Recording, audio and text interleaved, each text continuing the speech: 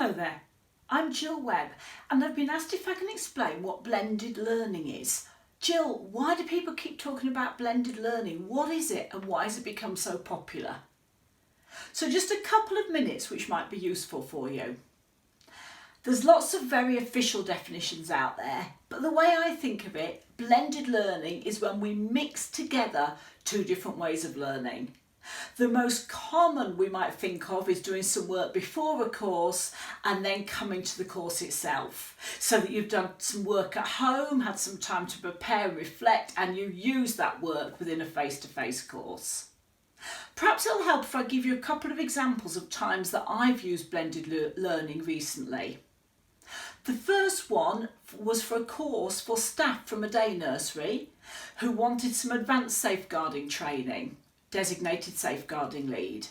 They'd all previously undertaken safeguarding training, so rather than a 4-hour course, what we agreed is that the participants would do 2 hours preparation at home, which I sent out up front, reviewing previous learning, looking on key websites, preparing some discussion questions, and then we did 2.5 hours by Zoom in the classroom, and that was a chance to build on that revision and that learning and extend it.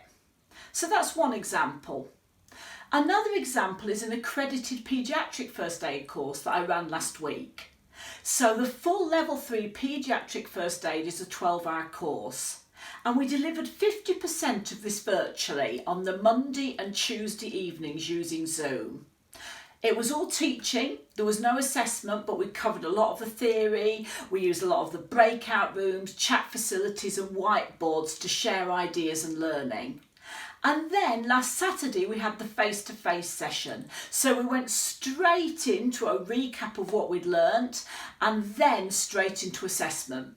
Worked really well, and I'm glad to say that the participants particularly enjoyed some clips I'd put on YouTube, which hopefully would have helped to remind them of what we'd covered. So why are people asking for blended learning at the moment? The honest and key reason is it cuts down the infection risk. If every time you need to get a group of students and a teacher together, you can cut down the number of occasions you are coming face to face, then obviously you are reducing the risk of spreading COVID. And however careful our risk assessments are, however good our practice is, there is always going to be a risk when we're together. So it's something to think about. Is there any course that you need that I could perhaps offer you with some upfront work and then come and work with you face to face, or indeed virtually? I'd be more than happy to discuss that with you, and I hope that's been useful. Thank you.